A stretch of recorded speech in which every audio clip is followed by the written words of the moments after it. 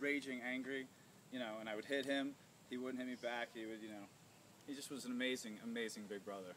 And so I'm so happy for him to finally meet somebody that is absolutely amazing as well. And yeah, you guys are having a wonderful, wonderful life together.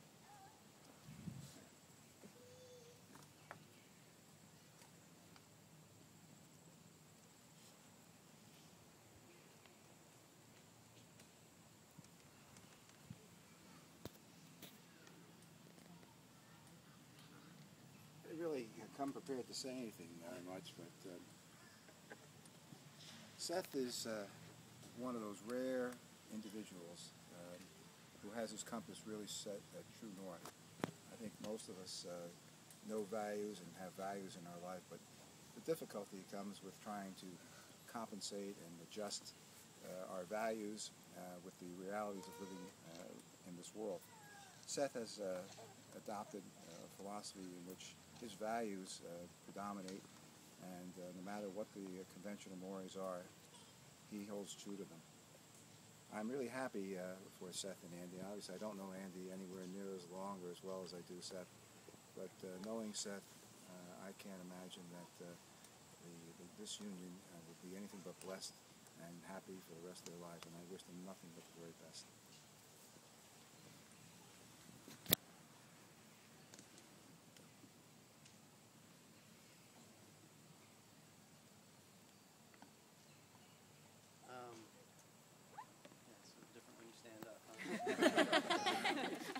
I was thinking about this wedding, and I think if Walden had, if Thoreau had met his Andy, he wouldn't have been sitting on that pumpkin all happy by himself. I think he actually would have made a lot more pies and had more fun. Probably never written that book, and that's a little bit deep. So, but I think with you guys moving to Alaska and trying to figure out whether to either run from bears, stare them down, play dead, or punch them in the nose, it's really good training for me. Because that's harder. I think bears are harder. But I know the one memory I have of Seth vividly is when he was little. He collected a lot of things among stamps and bugs and things like that, coins. And I remember telling him when he was real little, he had one silver dime that was just 1910. It was just beautiful. I thought that was the coolest thing that he had. And on my birthday, I got a little envelope with that dime.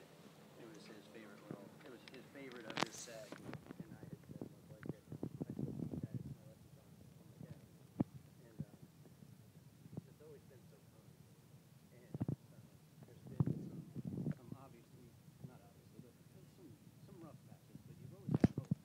And I'm just so happy that you found happiness in a place that you love to live. And I think that the jobs and everything come because you got a good base now. And two of you guys do well. And I guess I was going to make a joke about how you had a wedding on the day they played Milwaukee.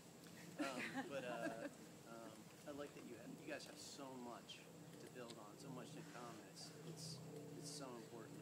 And I just wish you all that happiness in the world. So happy for you guys.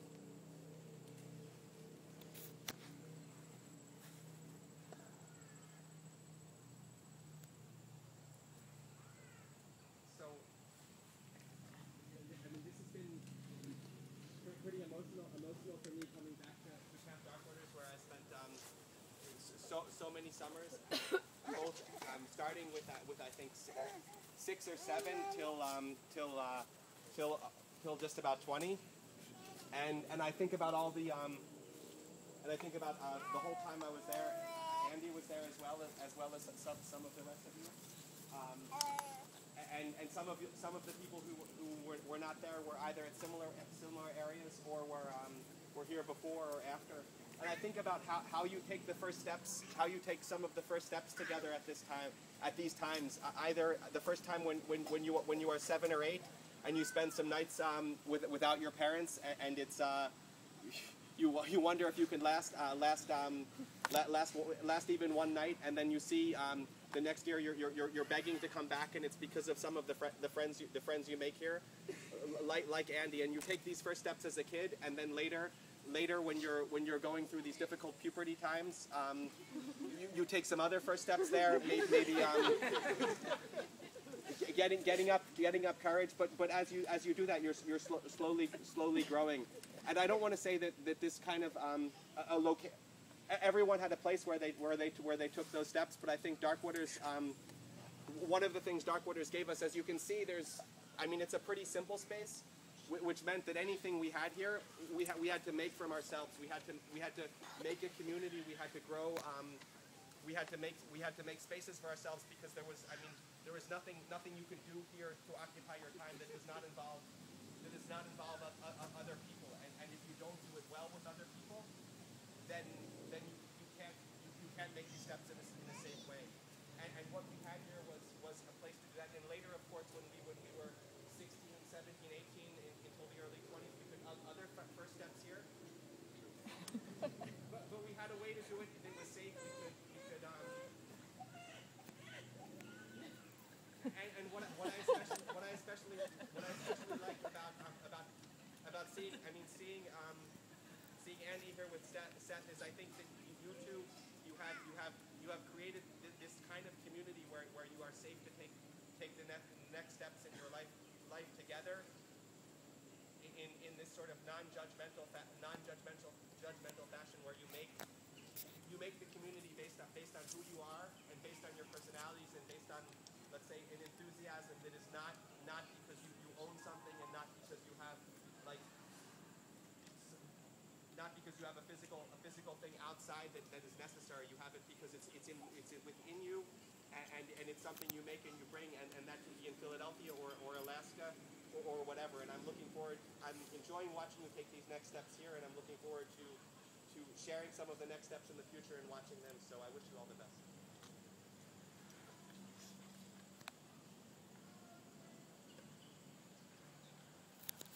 I'm part of Andy's extended family. My brother Tom and my sister are here. And I want to say that we first met Seth at Thanksgiving dinners at Andy's house, where he has an incredible recipe for cornbread. So if you ever want a recipe for cornbread for Thanksgiving dinner, ask Seth. I want to share that my brother and I lived close together in Mount Holly and Morristown. We shared a lot of family dinners together with my parents, with Oma, at my brother's house and at my house. And some of the most incredible times we had were when Andy and my daughters and Liz together made up little skits, programs that we would have after our enormous dinners. And we would have to go down to the basement, the adults, and see these incredible skits. They put on music from the 60s or 70s, and they would pantomime the music before karaoke became impressive. And we had at the time, an Ed McMahon life-size giant cardboard poster at that time. And one of the most famous skits that I remember them doing were to the Beach Boys, and pretending they're surfing on surf mats. And then Andy peeks out behind Ed McMahon. It was an incredibly funny time. I want to tell both of them this is incredible news that you're getting married, finally. And it's been a long time coming, and I just want to share in your joy, and anxious to visit you all in Alaska at one time.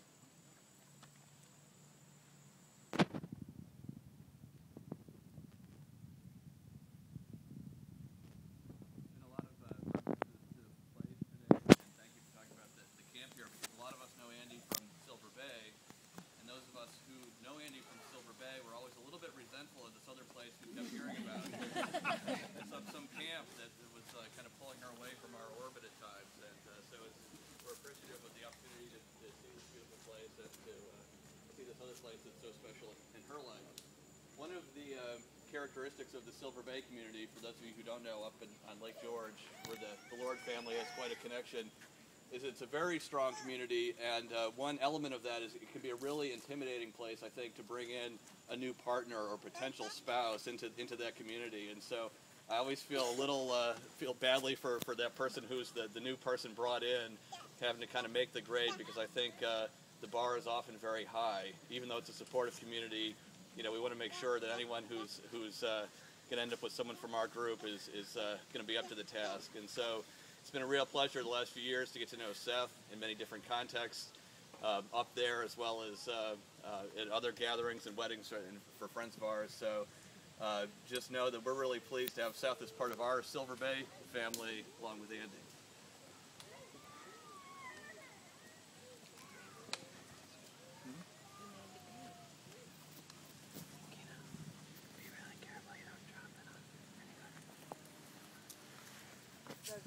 The centerpieces all under the tent are all offshoots from my mother's plant, Andy's Oma. And they're spider plants and wandering Jews, and they go off in all kinds of unpredictable ways. Reminds me a lot of Andy and Seth. But at the same time, they're remarkably intrepid. The roots are strong. They're grounded. These 24 plants were on our deck out in the yard all summer long without any care at all. They went through dry spells and thunder and lightning and came through and thrived. May your life be like spider plants and wandering Jews from Oma.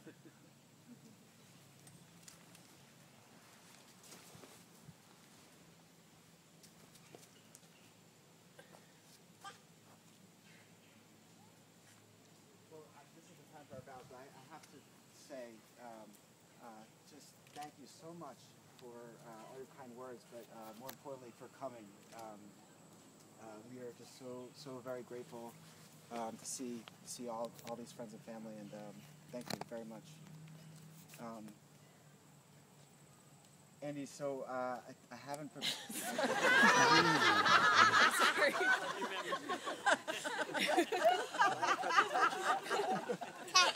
You're gonna get a really big bite. So I was supposed to prepare something and I haven't, so I'm just going to speak from my heart.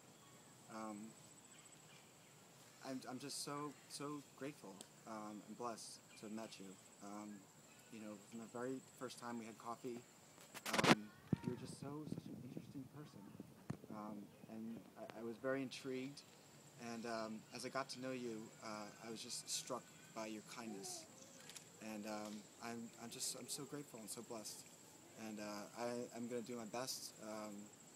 You know, since I was very little, you know, my overriding goal in life was to become a husband someday and to be the best husband and father that I could ever be. And I really never you know, focused on anything else. I mean, that was always what I dreamed of.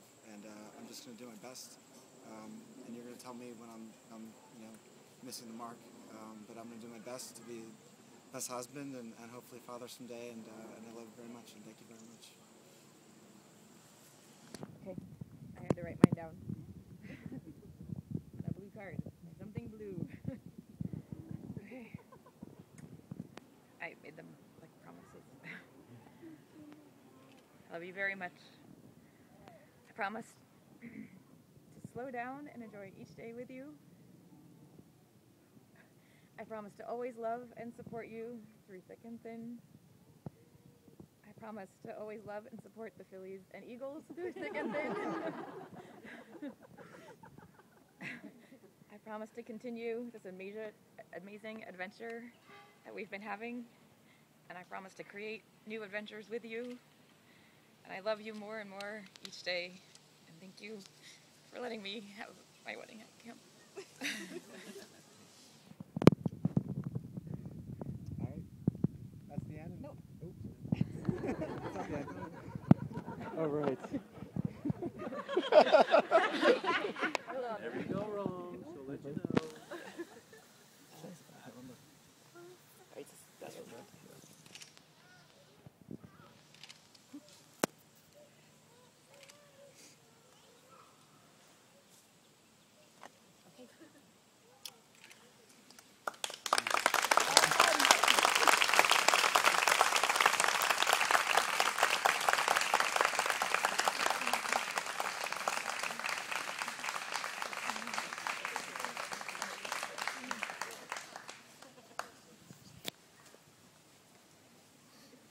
behind you. There's music coming in a second.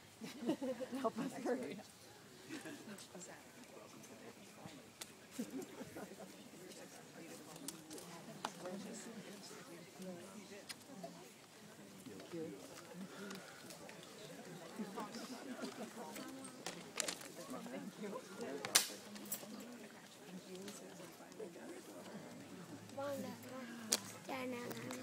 Congratulations.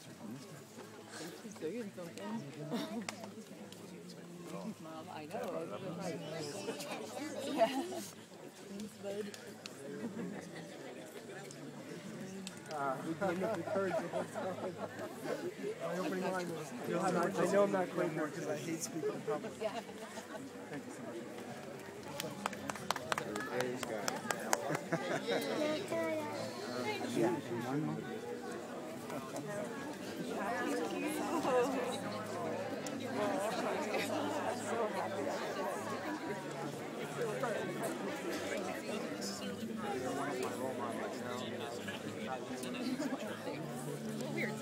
Hi guys, how are you?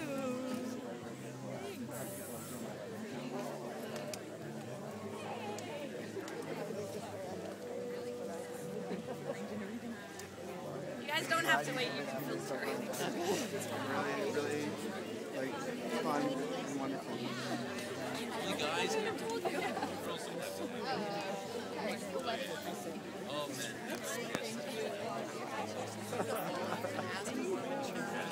I know. I had to take a picture of this as well.